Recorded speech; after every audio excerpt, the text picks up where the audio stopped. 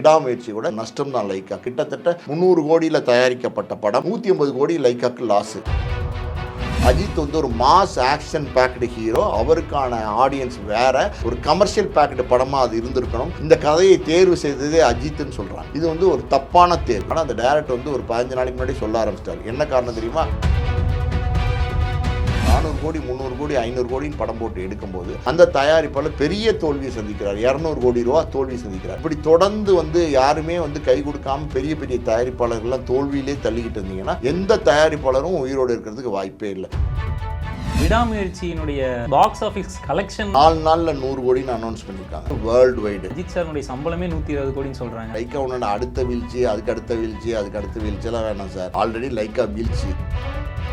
AGS Sun பிக்சர்ஸை பொறுத்த வரைக்கும் ரொம்ப தெளிவாக படம் பண்ண ஆரம்பிச்சிட்டாங்க. கரெக்டாக சொல்லுங்கள், அப்படி இல்லைன்னா உங்கள் டேரக்டர் சம்பளத்தை நாங்கள் எடுத்துருவோம், கை வச்சுருவோம் அப்படின்னு சொல்ல ஆரம்பிச்சிட்டாங்க. அப்போ டேரக்டருக்கு பயம் வருது. நீங்கள் இதில் எவ்வளோ நஷ்டம் கொடுக்குறீங்களோ அந்த சம்பளத்தை உங்கள் சம்பளத்தில் பிடிச்சிருவோன்றாங்க. மைனஸில் போயிடுங்க சார். அப்போ ஆமாம், மைனஸில் போயிடும். அப்போ அவங்களுக்கு புரியுது. விடாமுயற்சியினுடைய சோர்வில் வந்து நிறைய நாள் இழுத்ததுனால வேற வழியே இல்லாமல் குட் பேட் அக்லின்னு ஒரு படத்தை பண்ணி அதுவும் முடிஞ்சும் போச்சு. அதுவும் ஏப்ரல் 10க்கு வெளியே வருது. விஷ்ணுவர்தனும் அஜித்தும் சேர்ந்து தான் அடுத்த படம் பண்ணுறாங்க. முக்கியமாக இதில் வந்து பேச வேண்டியது என்னென்னா, அஜித் வந்து மெட்ரோமெயில் நேயர்களுக்கு வணக்கம். இன்றைக்கி நம்ம கூட இணைஞ்சிருக்கிறது சினிமா விமர்சகர், அது மட்டுமின்றி ஆஸ்கார் மூவிஸ்னுடைய ப்ரொடியூசர் பாலாஜி பிரபு சார். வணக்கம் சார். வணக்கம். விடாமுயற்சியினுடைய பாக்ஸ் ஆஃபீஸ் கலெக்ஷனுடைய ரிப்போர்ட்டே இன்னும் வெளியே வரல சார். ரிலீஸ் ஆகி ஒரு 4-5 நாள் ஆயிடுச்சு. ஸோ இப்போ வரைக்குமே வந்து அதனுடைய ரிப்போர்ட் வெளியே வரலையே சார். அது என்ன அஃபிஷியலாக வந்துருச்சு. 4 நாளில் 100 கோடின்னு அனௌன்ஸ் பண்ணியிருக்காங்க. அந்த கம்பெனியே அனௌன்ஸ் பண்ணியிருக்காங்க. எல்லா சேனல்ஸ்லேயும் வந்துருச்சு. 4 days, அதாவது வியாழன் வெள்ளி சனி ஞாயிறில் 100 கோடி கலெக்ட் பண்ணியிருக்கு வேர்ல்டு வைடு. புரியுதா உங்களுக்கு? இது வந்து கிராஸ் நெட் இல்லை. இப்போ வேர்ல்டு வைடு 100 கோடி தான் 100 கோடி தான் கலெக்ட் பண்ணியிருக்கு. இனிமே வந்து இந்த படம் மண்டேலேருந்து இறங்க ஆரம்பிச்சிருச்சு. மண்டே டியூஸ்டே இப்படி படம் வந்து இறங்குது. கிரிப் இல்லாமல் இருக்குது. என்ன முதல் 4 நாளில் இருந்துச்சோ அந்த கலெக்ஷன் இப்போ கம்மியாக ஆரம்பிச்சிருச்சு. அப்போ இந்த 4 நாள் இன்னும் 4 நாள் ஒரு படம் ஓடினாலே பெரிய விஷயம். அப்படி தான் இருக்குது. எல்லா சினிமாவும் அப்படி தானே இருக்குது. நம்ம விடாமுயற்சி மட்டும் டார்கெட் பண்ணி பேசல. எந்த சினிமாவும் இப்போ 10 நாள் 15 நாளைக்கு மேலே ஓடுறதில்ல. அந்த காலம் வெள்ளி விழா கொண்டாடினாங்க, 300 நாள் ஓடிச்சு, ஒரு வருஷம்ல ஒரு படம் ஓடிச்சு, அப்படிலாம் இருந்துச்சு. சந்திரமுகிலாம் என்னென்ன ஓட்டம் ஓடிச்சு. ஒரு தீபாவளிக்கு வந்து இன்னொரு தீபாவளிக்கு ஓடின படம் தேவதாஸ்னு ஒரு படம்லாம் இருந்துச்சு. 3 தீபாவளிக்கு தொடர்ந்து ஓடிச்சு. அப்படியெல்லாம் படங்கள்லாம் இருந்துச்சு. இப்போ இல்லையே. இப்போ ஒரு படம் வந்துச்சுன்னா 1 வாரமாக, 10 நாளாக, 2 வாரமாக அடுத்த படம் வந்துடுது. அதுவும் இல்லாமல் இந்த கதை அதோட முடிஞ்சிருது. ஓடிடிக்கு வந்துடுது. அதான் வீட்டிலே உட்காந்து பார்த்துட்றாங்களே. விடாமுயற்சியோட பெரிய பொருள் சேதம் நஷ்டம் தான் லைக்காக்கு. கிட்டத்தட்ட 300 கோடியில் தயாரிக்கப்பட்ட படம். எனக்கு வந்த தகவல், வந்துக்கிட்டு இருக்கிற தகவல் படி பார்த்தீங்கன்னா 150 கோடிக்கு வரைக்கும் தான் அது கலெக்ட் பண்ணும் வேர்ல்டு வைடு டோட்டலாகவே. அப்படி கலெக்ட் பண்ணிச்சுன்னா 150 கோடி லைக்காக்கு லாஸு. எந்த படத்தினால? அஜித் படத்தினால. அந்த படத்தினுடைய இயக்குனர், அவரை விட்டுருங்க, அவர் ஒரு வளர்ந்து வரும் இயக்குனர், அவரை நம்ம இழுக்க வேண்டாம். காரணம் என்னன்னா, இந்த கதையை தேர்வு செய்ததே அஜித்னு சொல்றாங்க. புரியுதா உங்களுக்கு? இந்த கதையை வந்து ஏன் அஜித் தேர்வு செஞ்சாரு, எதனால் அஜித் தேர்வு செஞ்சாரு, இதெல்லாம் நமக்கு இப்போ கணிக்க முடியாது. ஆனால் இப்படி ஒரு படத்தை அஜித் தேர்வு செஞ்சுட்டாரு. இது வந்து ஒரு தப்பான தேர்வு. இங்கே பற்றி நம்ம விடாமுயற்சி பற்றி பேசும்போது கதை தேர்வு அஜித்துக்கான கதை தேர்வு அல்ல. அஜித் வந்து ஒரு மாஸ் ஆக்ஷன் பேக்டு ஹீரோ, அவருக்கான ஆடியன்ஸ் வேற. அப்படி ஒரு ஆடியன்ஸ்க்கு அவர் வேற மாதிரியான விஷயங்கள் கொடுக்க வேண்டியிருக்கும். அதாவது ஒரு பஞ்ச் டைலாக்கு, ஃபைட்டு, டான்ஸு, கூத்து, பாட்டு, அடிதடி, ஒரு கமர்ஷியல் பேக்கெட் படமாக அது இருந்திருக்கணும். அப்படி இல்லாமல் ஒரு ரா மெட்டீரியலாக அது போகுது. அதுக்கு எப்படி சொல்கிறது, அஜித்துக்கான கதை அதல்ல. அஜித் தான் தேர்ந்தெடுத்ததுனால அந்த டேரக்டர் வந்து ஒரு 15 நாளைக்கு முன்னாடி சொல்ல ஆரம்பிச்சிட்டார். என்ன காரணம் தெரியுமா? அதாவது வந்து நம்மளை வந்து ட்ரால் பண்ண ஆரம்பிச்சிருவாங்க. எப்படி கங்குவா கொடுத்தோன்னா சிறுத்தை சிவா பிடிச்சிட்டாங்கல்ல, அந்த மாதிரி நம்மளை பிடிச்சிருவாங்கன்னு சொல்லிட்டு, நான் தேர்ந்தெடுத்த கதை இல்லை, இது அஜித் தேர்ந்தெடுத்த கதை, நான் தேர்ந்தெடுத்த கதை இல்லை, இது அஜித் தேர்ந்தெடுத்த கதைன்னு எல்லா சேனல்லையும் உட்காந்து பேட்டி கொடுத்துட்டாரு 15 நாளைக்கு முன்னாடியே. அவர் உஷாராயிட்டார். புரியுது உங்களுக்கு? அதனால் அவரை இப்போ யாரும் ட்ரால் பண்ணல. பார்த்தீங்களா? அதனால் ஆடியன்ஸும் அந்த மைண்ட் செட்டுக்கு ப்ரிப்பேர் ஆகிட்டாங்க. நான் என்ன சொல்ல வரேன்னா, ஒரு படம் வந்து தோத்துருச்சுன்னா அந்த தயாரிப்பாளருக்கு நீங்கள் ஹெல்ப் பண்ணுங்கள், சப்போர்ட் பண்ணுங்கள். ஒரு பெரிய படம், பெரிய முதலீடு, 400 கோடி 300 கோடி 500 கோடின்னு படம் போட்டு எடுக்கும்போது அந்த தயாரிப்பாளர் பெரிய தோல்வியை சந்திக்கிறார். 200 கோடி ரூபா தோல்வி சந்திக்கிறார். இன்னொரு உதாரணம் சொல்கிறேன். இப்போ வந்து கேம் சேஞ்சருங்கிற படம் வந்து சங்கர் வந்து தில்ராஜுக்கு பண்ணுறாரு. தில்ராஜ் வந்து ஒரு தெலுங்கில் ஒரு பெரிய மாஸ் ப்ரொடியூசர். அவருக்கு பண்ணும்போது அந்த படம் வந்து எனக்கு தெரிஞ்சு 200 கோடி லாஸுங்கிறாங்க ராம் சரணை வச்சு. சங்கர் டைரக்ட் பண்ணதுனால அதில் ஒரு வருத்தமான விஷயம் என்ன தெரியுமா, தில்ராஜுக்கு இது வரைக்கும் சங்கர் ஒரு ஃபோன் கூட பண்ணி, சார் என்னாச்சு, எப்படி இருக்கீங்க, என்ன நிலவரம், படத்தில் என்னாச்சு, ஏதாவது பிரச்சனையா, அந்த பிரச்சனை எப்படி சார்ட் அவுட் பண்ண போகிறீங்க, வேறு ஏதாவது பண்ணலாமா, என் சைட்லேருந்து ஏதாவது உதவி தேவைப்படுதா, நான் ஏதாவது பண்ணி தரணுமா, சும்மா கர்டிசி அது கூட இல்லை. அப்போ நீங்கள் சினிமாக்காரங்கிட்ட எதையுமே எதிர்பார்க்க முடியாது. இப்படி தொடர்ந்து வந்து யாருமே வந்து கை கொடுக்காமல் பெரிய பெரிய தயாரிப்பாளர்கள்லாம் தோல்வியிலே தள்ளிக்கிட்டு இருந்தீங்கன்னா எந்த தயாரிப்பாளரும் உயிரோடு இருக்கிறதுக்கு வாய்ப்பே இல்லை. ஆல்ரெடி எல்லா தயாரிப்பாளரும் சினிமா விட்டு வெளியில் வந்துட்டாங்க. இண்டிவிஜுவல் ப்ரொடியூசர்ஸ் கிடையாது, என்ஆர்ஐ ப்ரொடியூசர்ஸ் கிடையாது, இருந்த கார்ப்பரேட் ப்ரொடியூசர்ஸ் 1-2 பேரையும் வெளியில் அனுப்ப ஆரம்பிச்சிட்டிங்க. இப்போ ரிலையன்ஸ் என்டர்டெயின்மெண்ட் படம் எடுக்க வந்தாங்க, நம்ம தமிழ் சினிமா வந்து வாட்ச் பண்ணாங்க, சரி இந்த சினிமா வேறு மாதிரி இருக்குது, மோசமாக இருக்குதுன்னு ஆல்ரெடி அவங்க அந்த இனிஷியல் ஸ்டேஜிலேயே முடிவெடுத்து துண்டக்கானான் துணியக்கானான்னு அவங்க ஓடிட்டாங்க. அவங்க ஹிந்தி படம்லாம் எடுத்துகிட்டு தான் இருக்காங்க புரியுதவங்க. ஆனால் தமிழ் படம் எடுக்க விரும்பலை, வந்தாங்க விரும்பலை புரியுதவங்களுக்கு. அதே மாதிரி நிறைய கார்ப்பரேட் நிறுவனங்கள் நம்ம சொல்லிக்கிட்டே போகலாம்.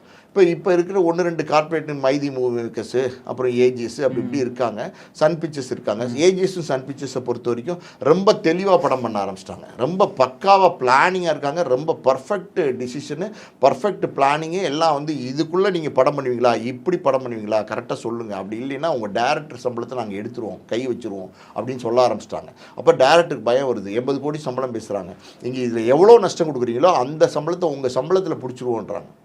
அப்போனா என்ன மாதிரியான ரியாலிட்டி அப்போ ஆமாம் மைனஸில் போயிடும். அப்போ அவங்களுக்கு புரியுது, அதாவது வந்து நம்ம வந்து தப்பாக வந்து கொடுத்துட்டோம்னா, ஓவர் பட்ஜெட் பண்ணி படத்தை நஷ்டத்தில் கொண்டு வந்துட்டோம்னா நமக்கு கிடைக்க வேண்டிய சம்பளம் வராமல் போயிடும், நம்ம உழைப்பு வந்து ஊதியம் இல்லாமல் போயிடும்ன்றது புரியுது. மிடில் கிளாஸ் இப்போ தேட்டருக்கே வரதில்லை. காரணம் என்னென்னா 5000 ரூபா 6000 ரூபா தேட்டருக்கு வந்தால் கொடுக்கணும். ஒரு 6 பேர் 5 பேர் வந்தாங்கன்னா பாப்கார்ன் விலையெல்லாம் சும்மாவாக இருக்குது. சும்மா ஒரு சின்ன டப்பாவில் இத்தினோண்டு பாப்கார்ன் கொட்டி கொடுக்குறாங்க. பாப்கார்னுங்கிறது சாதாரணமான சோளக்கருது, அதை வந்து சும்மா போட்டு பொரிச்சு எடுத்து இவ்வளோ பாப்கார்னை கொடுத்துட்டு 500 ரூபா வாங்குறாங்க.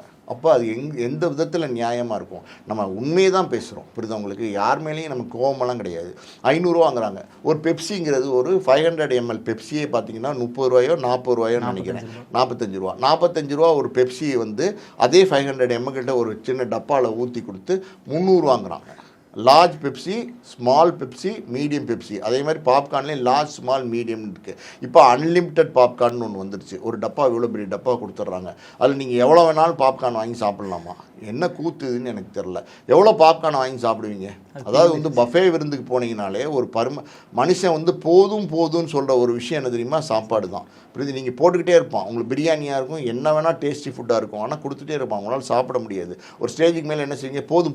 போதும் வேண்டாங்க, ஐயோ போதுங்க அப்படின்னு கையை வச்சு தடுக்கிற ஒரு விஷயம் என்ன தெரியுமா? சாப்பாடு தான். இல்லை பணத்தை கொடுங்க, ஒரு பொண்ணை கொடுங்க, பொருளை கொடுங்க, எதை வேணாலும் கொடுங்க, மனுஷன் போகுதுன்னே சொல்ல மாட்டான், கொடுங்கன்னு வாங்கிக்குவான். அப்படி இருக்கும்போது அன்லிமிட்டட் பாப்கார்னை எவ்வளோ வாங்கி சாப்பிடுவாங்க அந்த 2.5 மணி நேரத்தில்? விடாமுயற்சி படத்துக்கு வந்து அஜித் சாருடைய சம்பளமே 120 கோடின்னு சொல்கிறாங்க. அது மட்டும் இல்லாமல் காப்பிரைட்டுக்கு ஹாலிவுட்டுக்கு 120 கோடி கொடுத்ததா சொல்கிறாங்க. நீங்கள் இல்லை அது ஃபைனலாகி 13-15 கோடி தான் கொடுத்துருக்காங்க. ஓகே, அது 100 கோடி கேட்டாங்க அவங்க. டிமாண்ட்ஸ் எல்லாம் இருந்துச்சு பிரேக் டவுன் படத்தினுடைய நிறுவனம்.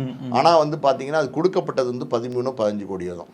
Okay sir. அது இல்லாமல் இப்போது அஜித் சாருடைய சம்பளமே 120 கோடி, நீங்கள் வந்துட்டு கிராஸ் கலெக்ஷனே வந்து 100 crore வேர்ல்டு வைடுன்னு சொல்கிறீங்க. இப்போ வந்துட்டு இதுவே வந்துட்டு லைக்கானுடைய அடுத்த வீழ்ச்சிக்கான ஒரு ஸ்டார்டிங் பாயிண்ட் ஆகிடுமா சார்? நான் தான் சொல்கிறேன்ல, லைக்கானோட அடுத்த வீழ்ச்சி, அதுக்கு அடுத்த வீழ்ச்சியெல்லாம் வேணாம் சார். ஆல்ரெடி லைக்கா வீழ்ச்சி, கஷ்டத்தில் இருக்கிறாங்கன்னா அவங்க வந்து காசு பணமே இல்லாமல் இருக்கிறாங்க அப்படி கிடையாது. அவங்க எத்தனையோ ஆயிரம் கோடிகள் சொத்துக்கள் இன்றைக்கும் லண்டனில் வந்து வேறு தொழில்கள் செஞ்சுக்கிட்டு நல்ல சுவீட்சமாக இருக்கிறாங்க. சினிமாவில் வந்து அவங்களுக்கு லாஸ், அப்படி தான் நான் சொல்கிறேன். சினிமாவை தேர்ந்தெடுத்து, அதுவும் குறிப்பாக தமிழ் சினிமாவை தேர்ந்தெடுத்து அவங்களுக்கு லாஸ். சார் இப்போ அது மட்டும் இல்லாமல் அஜித் சார் வேறு பாதியில் வந்துட்டு படம் வந்துட்டு இன்னும் 8 மாதத்துக்கு பண்ண முடியுமான்னு தெரில அப்படிங்கிற மாதிரிலாம் சொல்லியிருக்காரு. இதுக்கப்புறமா அஜித் சார் வந்துட்டு படம் பண்ணுவாரா? ஏதாவது அப்டேட்ஸ் கிடைக்குமா சார்? அவர் வந்து விஷ்ணுவர்தனுக்கு அடுத்த படம் பண்ணுறாரு, அது எனக்கு தெரியும். அதுக்கப்புறமேட்டுக்கு கூடிய சீக்கிரம் விரைவில் அந்த தகவல் வரப்போகுது. புரியுது உங்களுக்கு? விஷ்ணுவர்தனும் அஜித்தும் சேர்ந்து தான் அடுத்த படம் பண்ணுறாங்க. அதுக்கப்புறம் தொடர்ந்து படம் பண்ணுவாரா அப்படின்னா கொஞ்சம் கம்மியாக தான் பண்ணுவார்.